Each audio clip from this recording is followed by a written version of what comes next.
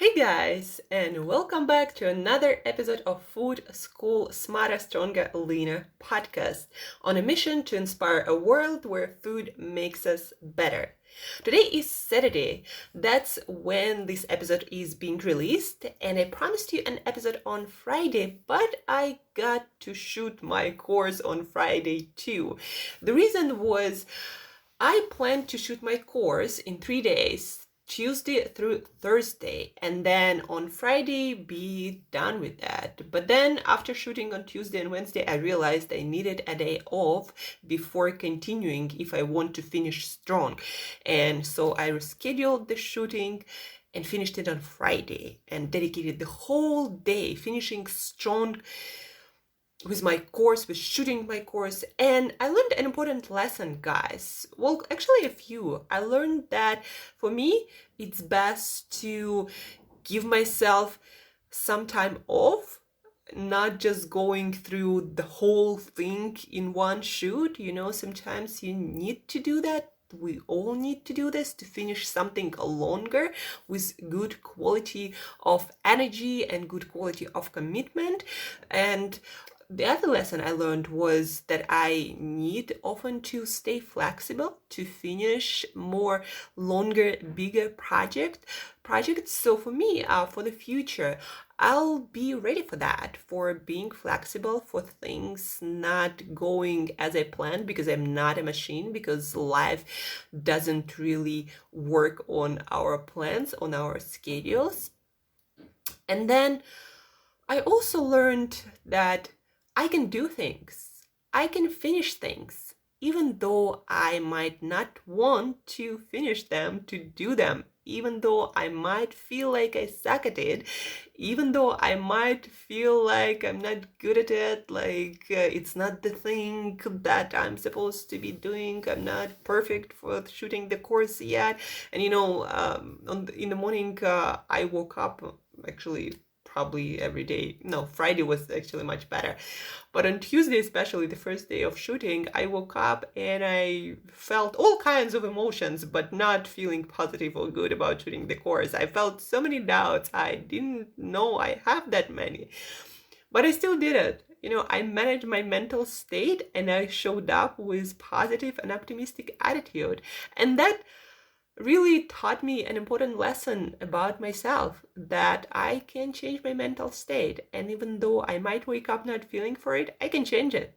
I can change it by doing something that changes my state, that helps me to change my state, like exercise, like doing something I love, like rollerblading, like doing my meditations and affirmations, and listening to podcasts of people, of creators who inspire me, who do the hard work, who also probably do feel a lot of self-doubts, but they do the work anyway.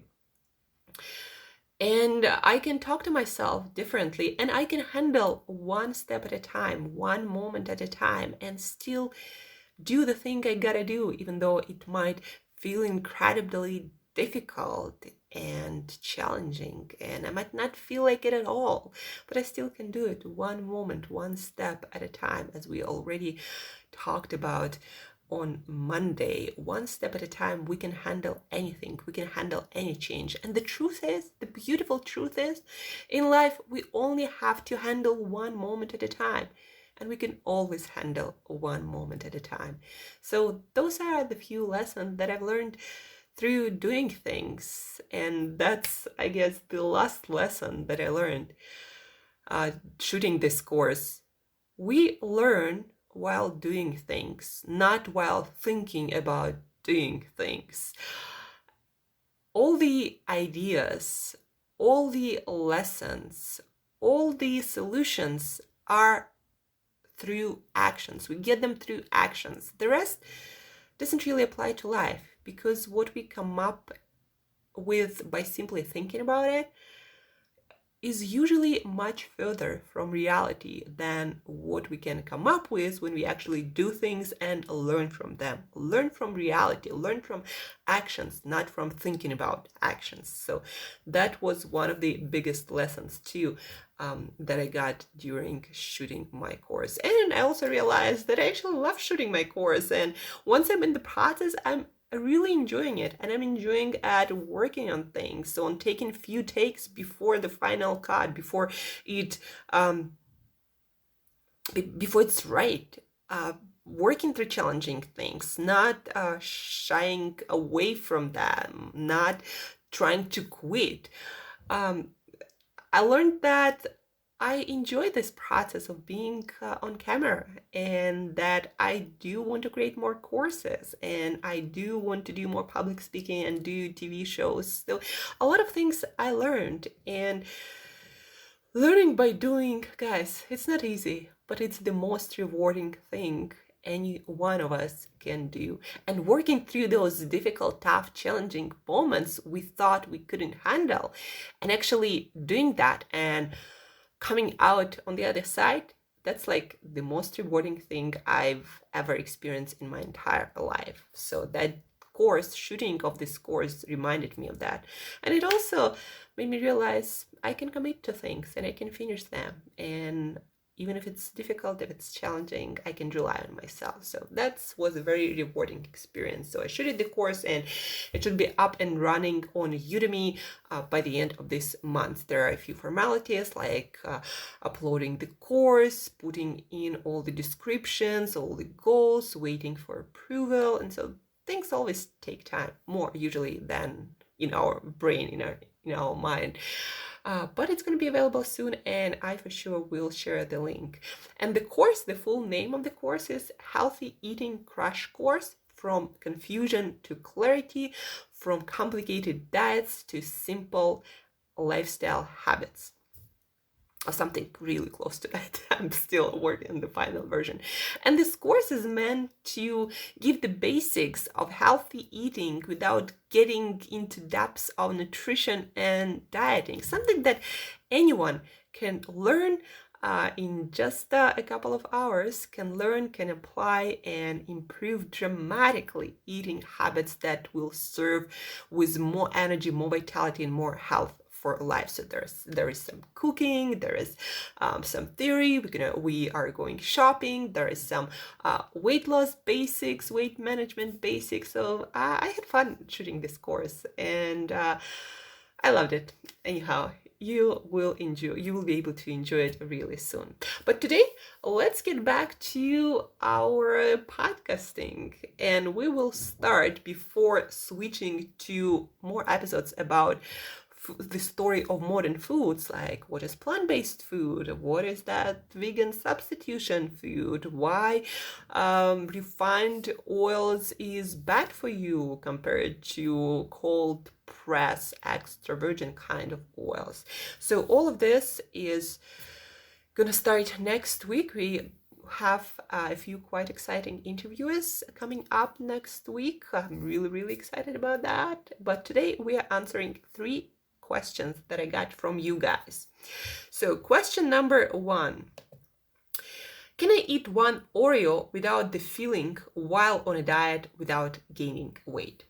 And this question is very specific, but it also can be generalized. And I get similar questions all the time, like, can I eat this food and still not gain weight and still lose weight? And the truth is, guys, there are no individual fattening and slimming foods.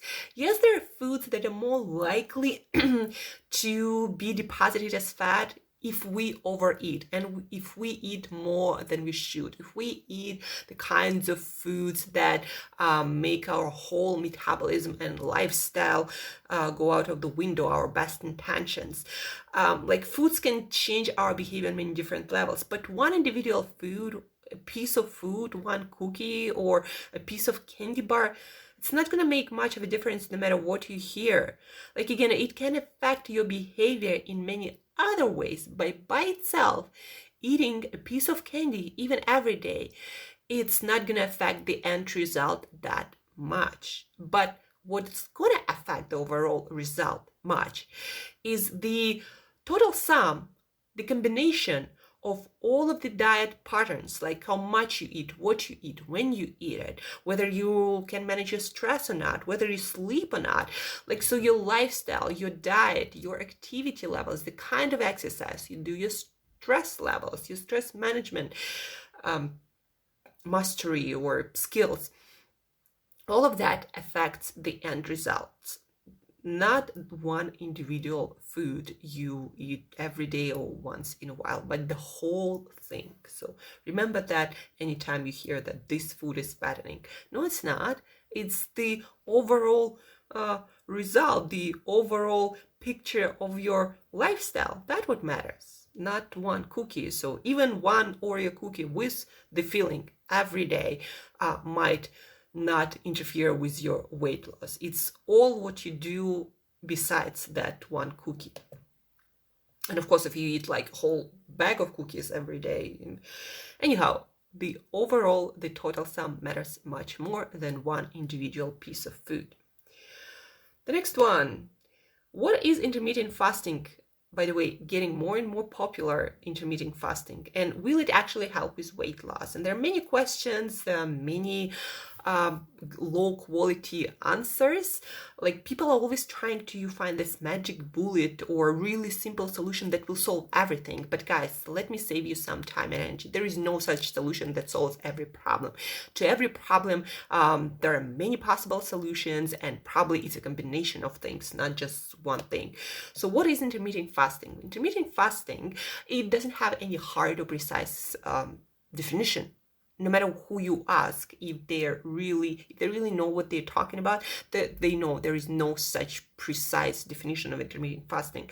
But what is generally meant when people say intermittent fasting, it means daily prolonged periods of fasting or periods without food or any calories. So that means, for example, not eating for 16 hours a day, the night sleep including, and then eating all your food in 8-hour window. That might also be more hours. Like the intermittent fasting that I practice is 18 hours of not eating every single day from 6 p.m. to 12 p.m. usually, and then eating all my food in 6-hour window. That can mean also not eating for 20 hours. That can probably even mean not eating for 15 hours, even though, the less hours the less hours you spend not eating and the more hours you spend eating, the further it is away from intermittent fasting. But we kind of do intermittent fasting, all of us still, like overnight you don't eat, do you? But usually what people mean is 16 hours or more of not eating daily or every other day. And then will it help you or anyone else with weight loss? It usually helps if it helps people to eat less overall, or to solve some metabolic or gut issue, or some combination of both. So by itself, intermittent fasting is not, again, a magic bullet or a solution for everything. No. One can still fast for 18 hours a day, for example, and then eat a lot of food and maybe a lot of junk food and not lose a single pound, but actually gain weight. So intermittent fasting by itself not going to solve anything. It's got to be taken, again, as a part of your overall diet and lifestyle. So that's what you want to remember. But in general, intermittent fasting is fasting for 16 hours or more a day or every other day. Different, again, people mean different things by it, and there is no hard definition. And then, and not eating means not eating any sorts of calories, not liquid calories, not fat calories, nothing. In its pure form, fasting is no calories. Just consuming maybe water, maybe black tea, maybe like herbal tea, but no juices, smoothies, fat coffees, etc. And then again, if you want to lose weight, overall picture of your lifestyle, your diet means much more than any individual thing like intermittent fasting. And the last but not least question, it's a very interesting question actually. I'm thinking about this kind of inquiries all the time, trying to figure out the answer and doing research and studying because of that. So the question is, why is there no such thing as a standard diet regimen for everyone? Why should the optimal diet for each individual be personalized? So basically, why don't we have one diet for everyone? Like, cows eat grass. Why don't we have the same for humans? I don't know if you want to eat just one thing, actually. But anyhow, my answer is there are still basic rules for healthy eating for human beings. Like, we are suited not for everything. Usually it means eating whole unprocessed foods most of the time, majority of the time, like 99% of the time. If you are interested in the most amount of health and vitality, of course. If you're not interested in health, you can eat whatever and you will survive for, I don't know, many years, just kind of fine, although probably with some health problems and weight gain.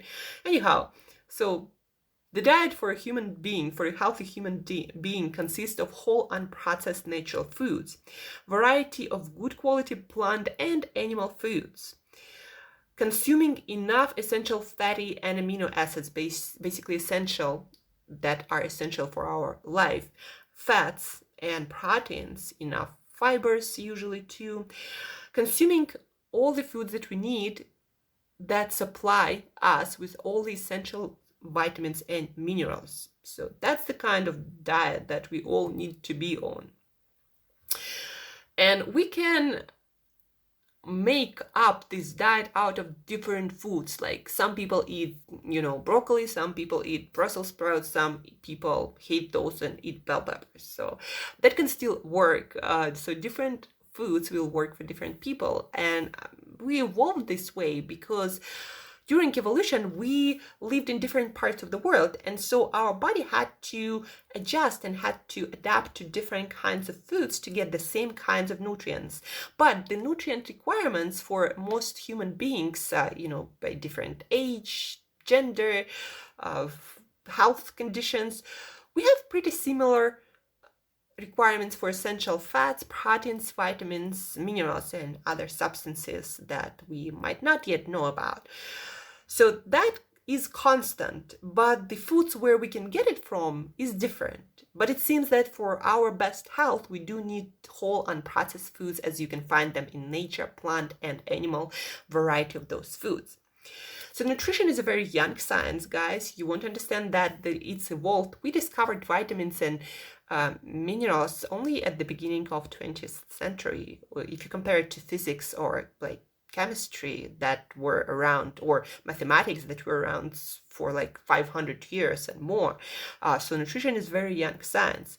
We did very little good quality controlled experiments because it's hard to do on human beings who live to 100 years old, and changes take time to manifest themselves. So there are very few like good quality studies because of many reasons, and we have very little hard precise data in nutrition.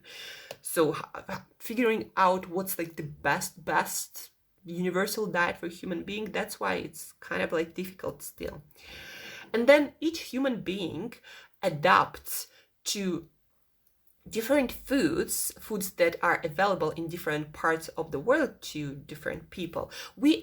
Our body adapts to getting nutrients from those foods that we are most exposed to via our microbiome. So we have trillions of bacteria, more than human cells, everywhere on our body and in our gut specifically. I think it's like 3 pounds of bacteria in our gut. And so different foods would change those bacteria, the kinds of bacteria that we have. And because of that, we'll be more suited to certain foods more than other foods, because again, we change our gut microbiome, but then it adapts, and then when we introduce new foods, our gut microbiome doesn't change right away, and so we might experience discomfort eating new foods because we have bacteria that is kind of designed by our choices to eat different foods. And so that's why diet for us to thrive, really thrive, needs to be personalized. But it doesn't mean that our gut microbiome is not adaptable. It is adaptable, but it takes time, and sometimes it's more or less flexible, and it's the most flexible when we are kids and the least flexible when we are adults. Like, for example, most adults cannot get back the bacteria that digest properly dairy products, and that's why a lot of people having problems with dairy products. We just lose that bacteria that can properly digest that stuff. And what I'm trying to say is different microbiomes makes us different metabolizers of different foods, and that will depend on, where we grew up, what microbiome our mom had that gave us our first bacteria through childbirth. That will depend on our overall lifestyle, because even exercising changes our gut microbiome. That will be different at different stages of our life. That will be different. Again, because we eat different foods, our health status, our metabolism, all of these things change our gut microbiome. It changes our metabolism, and then we become more suitable for different foods. It doesn't mean that we are not flexible, but sometimes, again, we are less flexible when we are adults. And that's why, because of our origins, genetics, metabolism, health history, we need slightly different diet, but still, we still need the same nutrients, maybe slightly different amounts. Maybe we need to get them from different foods.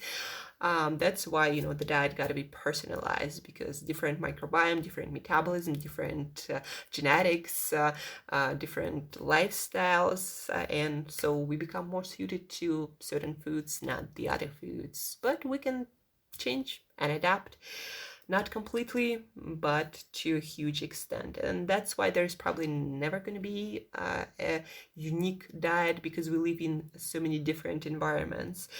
But again, we still do need to get our vitamin C, our vitamin A, our vitamin D, our calcium, our magnesium. We just need to get them from different foods we are most suited for because of our origin, our DNA, our gut microbiome, our health status, our metabolism, our lifestyle. All of these things define our requirements and the foods that we are best suited for. So hopefully that answered your question. And that's it for today, guys. Go out there, have an amazing weekend. Stay tuned on my Instagram, by the way, at 8 a.m. Eastern today. I'm going to be doing some cooking on Instagram Live. Something simple, delicious, nutritious, balanced, overall good for you and fun to make. So stay tuned on my Instagram. Connect if we are not connected on Instagram yet. Share this episode with one other person who might have similar questions. Talk about that. Learn from each other. Share it. That's how we all get better. So re-listen to this episode. Share it. Stay tuned on Instagram for some fun cooking at 8 a.m. Eastern today. Have an awesome weekend. And as usual, guys, till next time, eat better daily.